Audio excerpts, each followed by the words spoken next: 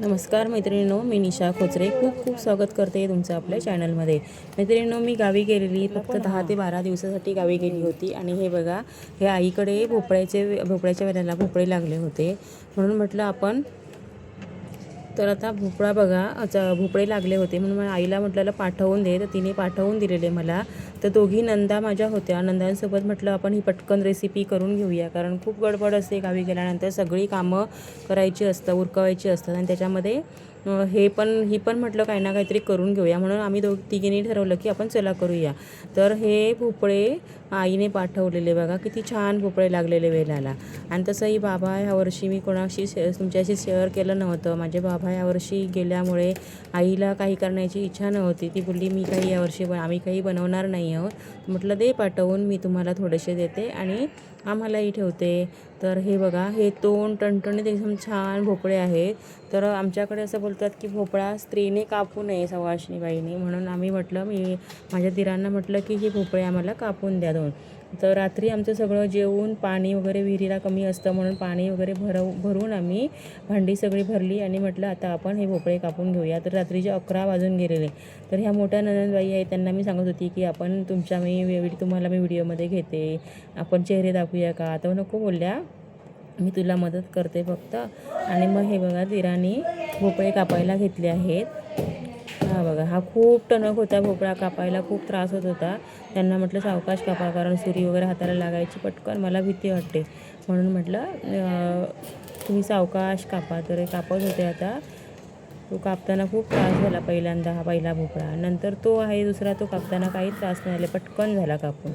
हे बघा, हे आता कापून होत आला आहे, आता तो ओपन करतील। त्याच्यामध्ये पाणी जरासुद्धा नाही आहे, पण नंतर भोपळा कापल्यानंतर एवढं किसताना त्रास झाला ना की तो सुकलेला होता, म्हणजे उन्हामुळे ते पाणी त्याच्यामध्ये राहिलं नव्हतं अजिबात। हा बघा, किती छान आहे बघा, तो राहिला असताना तरी खराब नाही झाले असते भोपळे, पण आई बोलली खराब होतील, तू काहीतरी बनव त्याचं। तर हा दुसरा भोपळा कापत आहे बघा।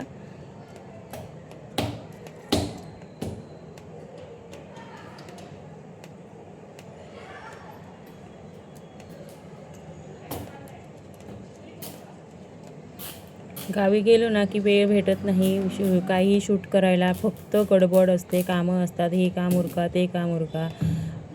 पण मला वाटत होतं यावर्षी मी काहीतरी गावाकडची शूट करेन, कारण नवीन मोबाईल होता माझा, कॅमेरा चांगला आहे मोबाईलचा, म्हणून म्हटलं काहीतरी करायला भेटेल, पण काहीच करायला भेटलं नाही। साधा शॉर्ट व्हिडिओ पण एखाद दुसरा टाकला असेल मी, बाकी काहीच करायला वेळ भेटत नाही। तर हे बघा, दोन्ही भोपळे कापून झालेले, आता आम्ही किसायला घेतो आहोत। हे बघा, तर दुसऱ्या नणंदबाई आहेत, त्या आम्हाला सालं काढून देत आहेत त्याची, आणि मी आणि मोठ्या नणंदबाई दोघींनी आम्ही हा भोपळा किसून घेतला आहे। आता हा मी किसते आहे, आणि तिकडे आहेत त्या बघा, त्या आहेत त्या मोठ्या नणंदबाई। तर आम्ही किसताना मुलांची खूप गोंधळ झालेला। नणंदबाईंचा मुलगा होता, तो खूप मस्ती करत होता, आम्ही एका साईडला बसून असं किसत होतो भोपळा। आणि ही चाळण घेतली आहे, किसून आम्ही या चाळणीमध्ये ठेवणार होतो सगळं। तर वाजलेले रात्रीचे 11:30 होत आलेले, तरी म्हटलं पटकन उरकून घेऊया। आता हे सगळं किसून झालं ना की मी त्या चाळणीमध्ये भरून ठेवणार आहे। त्याच्याखाली हे बघा, असं भरून ठेवलं आणि त्याच्याखाली टोप ठेवला, म्हटलं पाणी पागळून जाईल, मीठ टाकलं थोडंसं अंदाजाने, आणि म्हटलं पाणी निघून जाईल, पण पाणी काही त्याच्यातलं निघालंच नाही। दुसऱ्या दिवशी सकाळी उठली आणि बघते तर पाणी काही निघालं नव्हतं। मग मी काय केलं, एक कपडा घेतला आणि कपड्यामध्ये घट्ट पिळून त्याच्यातलं पाणी काढून घेतलं। तुम्हाला मी दाखवते हा, पाणी किती आहे बघा, पूर्ण टोप भरत आलं आहे पाण्याने, असं टोप पाणी होतं त्याच्यामध्ये। आणि ते जर तसंच ठेवलं असतं ना पाणी, तर आपल्याला त्रास झाला असता, कारण भोपळे सुकलेच नसते, सांडगे सुकलेच नसते। तर आता मी तुम्हाला पाणी दाखवते। हे बघा, हे एवढं पाणी आहे, किती पाणी निघालं बघा, आणि हे एवढंसं झालं आहे। आता हे सगळं मिक्स घ्यायचं एका ह्याच्यामध्ये, आणि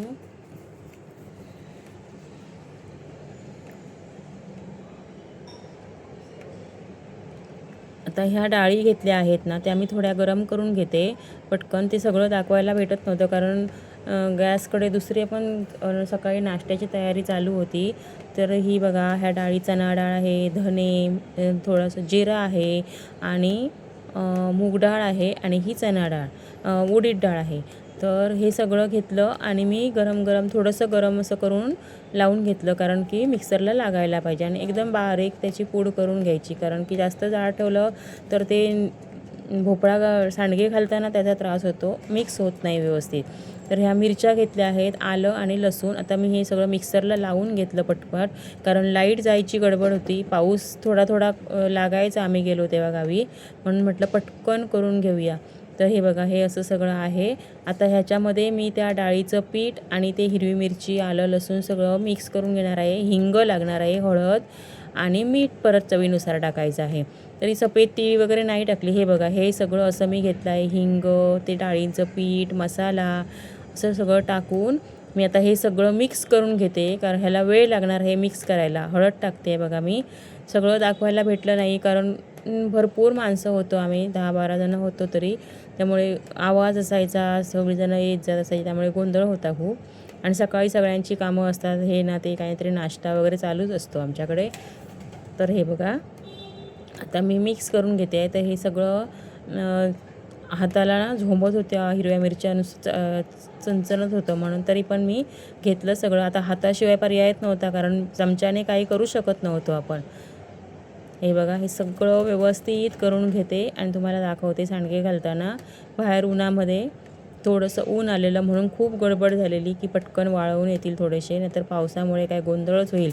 आणि त्याच्यामध्ये आम्हाला नदीला जायचं होतं, नदीवर, म्हणून आम्ही तेही मध्ये बोलत होतो कसं काय करायचं, कधी जायचं, जेवण कसं बनवायचं येऊन पटकन परत सगळ्या एवढ्या माणसांचं, असं सगळं चाललेलं. तरी हे बघा, आता माझी मोठी मुलगी येते थोडी मदतीला, कारण नदीवर जायचं होतं त्यांना ना. मग पटकन झालं तर आई पण येईल सोबत, असं तिला वाटत होतं. मी म्हणत होती मी येत नाही, तुम्ही जावा म्हणत. ती बोलली नाही, तू कुठेच जात नाही, चल आमच्यासोबत जरा. तर हे बघा, इथे सासूबाई बोलल्या आम्ही दांडागाठी घेऊन थांबते, तुम्ही जाऊन या, मी इथे बसते. आणि आंबा खात होते, आंबे भरपूर लागलेले यावर्षी हापूसचे. हे बघा चालू आहे.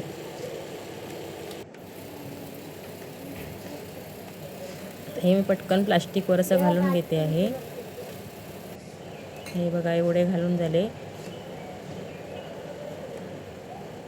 आणि दुसऱ्या दिवशी ऊन लागलं की संध्याकाळी, जर जास्त कडक ऊन लागलं असतं तर संध्याकाळी पलटवायला झाले असते, पण थोडंसंच लागलं तरी चांगले वाळलेले, म्हणून संध्याकाळी काय केलं, हे पलटवून टाकले आहेत बघा. आता हे बघा, हे एवढे असे सांडगे झालेले 2 भोपळ्यांचे, एवढं सगळं सामान घालून. आणि नंतर ते वाळून परत एवढेसेच झाले, पण मी ते काही व्हिडिओमध्ये घेतलं नाही, कारण का वेळ मला भेटलाच नव्हता. नंतर मी 2-3 दिवस तरी लागले हे वाळायला. थोडं इकडे ऊन तिकडे ऊन घेऊन हे असं टेबल सरकवून आम्ही ते ठेवत होतो सगळेजणं. तर तुम्हाला मैत्रिणींनो ही माझी रेसिपी कशी वाटली ते तुम्ही नक्की सांगा. आणि आमची गावाकडची धमाल पाहिजे असेल तर माझ्याकडे थोड्या क्लिप आहेत, त्या मी तुम्हाला शेअर करेन, पण तुम्ही कमेंट करा.